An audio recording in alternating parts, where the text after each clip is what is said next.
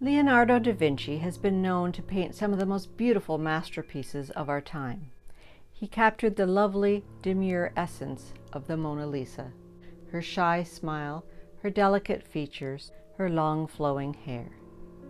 But did you know that he painted her creepy twin sister too? Little known fact, Leonardo da Vinci also did a portrait of the Medusa. Creepy. Now I know where Mona Lisa's eyebrows went, though. Check it out. Hey everyone, it's Sue, and welcome to my Petrifying Portraits portion, where I recreate famous paintings, but with a spooky theme for Halloween. So today I am going to be doing a little-known piece by Leonardo da Vinci called The Medusa. Parental warning, it is a little bloody. Leonardo da Vinci's Medusa Shield was one of his early works as a youth.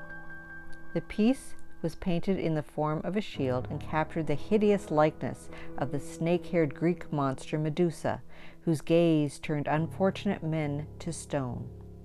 According to an account written in 1550, the painting was so realistic that it frightened Leonardo's father, and so he secretly sold it to a group of merchants from Florence.